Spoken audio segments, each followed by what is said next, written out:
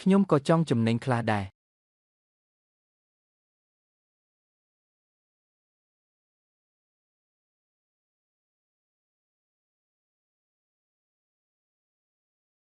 យប់នេះគាត់ចង់គេងលើគ្រែដែរទេ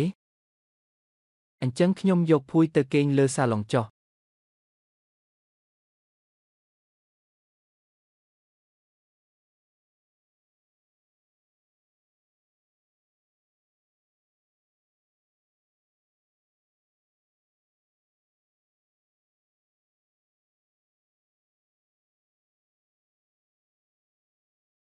ហេតុអីអូនមិនដាស់បង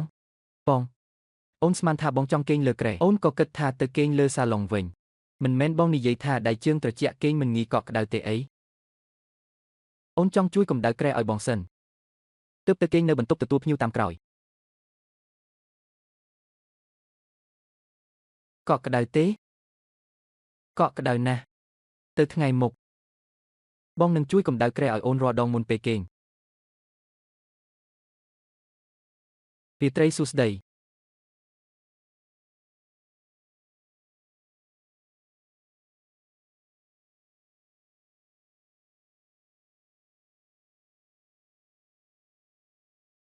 ម៉ាក់ម៉ាក់សម្លាញ់ចិត្តកូនម៉ាក់ចិត្តមានលៀបធំហើយម៉ាក់ត្រូវតែរៀបការជាមួយពូតាចុងដេឈួងឲ្យបានណាឯងនិយាយផ្ដេសផ្ដាសអីហ្នឹងម៉ាក់ឯងរើសបានកំណប់ហើយពូតាចុងម្នាក់នេះគឺជាអ្នកមានស្ដុកស្ដំម៉ាក់នៅចាំទេពេលដែលស្រង់គាត់ឡើងពីទឹកនៅក្នុងដៃគាត់មានកាន់នាឡិកាមួយមែនទេ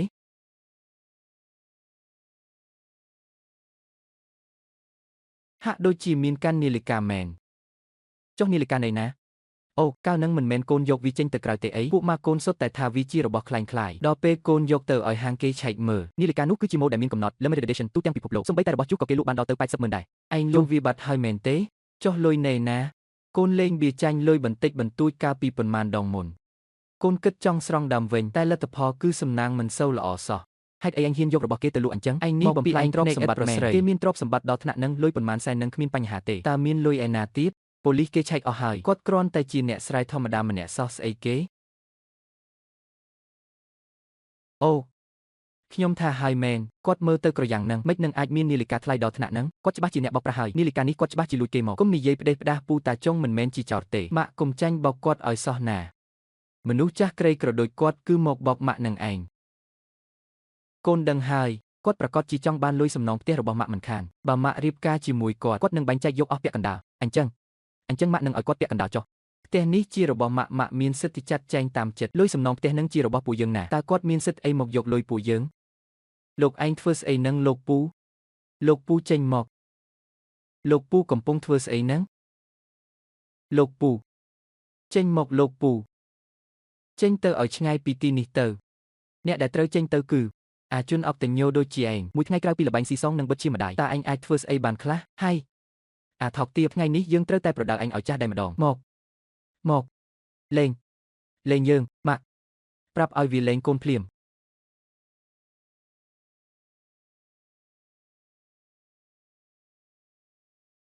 អូ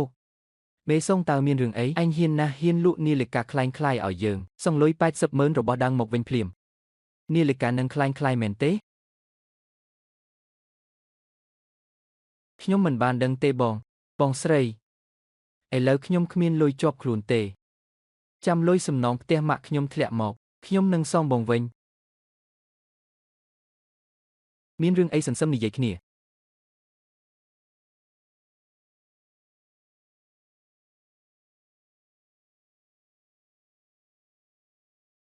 ល្អហើយគ្មានរឿងអីទៀតទេមួយថ្ងៃគិតតែពីរឿងលុយសំណងផ្ទះរបស់ម៉ាក់មិនអីទេមានខ្ញុំនៅទីនេះហើយ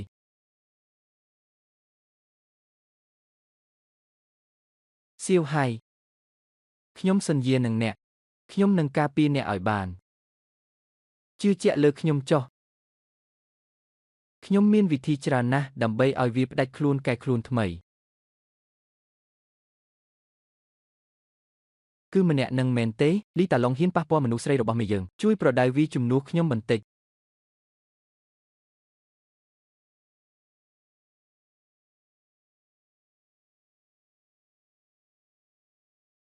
សុំទោសខ្ញុំខុសហើយ ខ្ញុំពិតជាមិនបាននិយាយថានាឡិកានឹងคล้ายៗទេពេលឯងលក់ឲ្យយើងដំបូងឯងមិននិយាយថាវាជារបស់ពិតទេអីឯងលើកនេះប៉ះចំមនុស្សខ្លាំងហើយសូម្បីតែមេឃក៏ជួយឯងមិនបានដែរនិយាយមកខ្ញុំមិនអាចស្គាល់មនុស្សខ្លាំងដល់ថ្នាក់នឹងទេអ្នកឯងទេដែលស្គាល់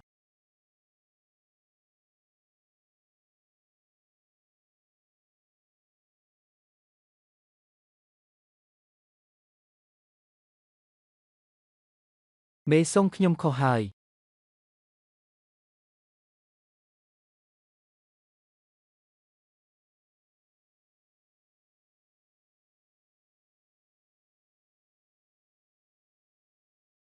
សៀវភៅនេះយកទៅត្រូវតែធ្វើតាមសំណុំពរត្រូវតែដឹងគុណពួកគាត់ឲ្យល្អលើកក្រោយនឹងមិនមែនគ្រាន់តែត្រូវគេវាអញ្ចឹងទេតើរឿងនេះពាក់ព័ន្ធអីជាមួយម៉ាក់ខ្ញុំរឿងដែលមិនគួរដឹងកុំសួរច្រើនលើកលែងឲ្យខ្ញុំចុះខ្ញុំនឹងដឹងគុណប៉ាម៉ាក់ខ្ញុំឲ្យបានល្អបំផុត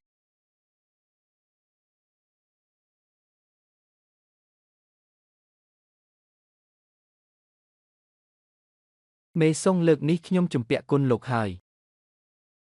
កុំមានប្រសាសន៍អញ្ចឹងអីលោកម្ចាស់ខ្ញុំគ្រាន់តែចូលរួមសម្ដែងជាមួយលោកតែប៉ុណ្ណោះហាហាហាខ្ញុំចំណាយតែ80,000ទិញបាននាឡិកាតម្លៃ8លានរបស់លោកនេះខ្ញុំចំណេញធំណាស់ទៅហើយលុយប៉ុន្មានលាននឹងគ្មានបញ្ហាទេទៅថ្ងៃមុខត្រូវរំខានមេសុងបន្តទៀតហើយត្រូវតាមដានវាឲ្យជាប់បើក្នុងរយៈពេល1ឆ្នាំវានៅតែធ្វើមិនបានល្អលោកចាត់ការចុះលោកទុកចិត្តចុះ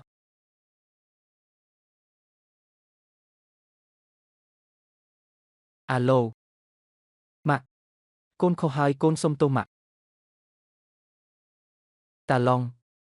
កាត់អីហ្នឹងលេងចាញ់ទៀតហើយមែនទេកូនពិតជាដឹងខ្លួនខុសហើយកូនមិនគួរលេងល្បែងទេកូនសុំទោសម៉ាក់លុយដែលកូនជំពាក់កូននឹងរកសងដោយខ្លួនឯងកូននឹងមើលថែម៉ាក់ឲ្យបានល្អម៉ាក់មិនត្រូវការឲ្យឯងមើលថែទេមើលថែខ្លួនឯងឲ្យល្អទៅបានហើយម៉ាក់កូនខុសហើយកូនមិនគួរជេរស្ដីឲ្យពូតាចុងទេគាត់គឺជាមនុស្សល្អបើគ្មានគាត់ទេកូនប្រហែលជាមិនបានជួបម៉ាក់ទៀតទេគាត់គឺជាអ្នកមានគុណរបស់គ្រួសារយើង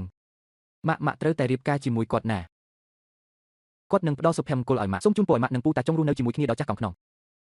ឯងនិយាយអីហ្នឹងក្មេងនេះនិយាយផ្ដេសផ្ដាសអីទៅសៀវហៃហាក់ដូចជាឮអ្នកណានិយាយអីរស់នៅជាមួយគ្នាដល់ចាស់កោងខ្នងប្រហែលជាស្ដាប់ច្រឡំហើយ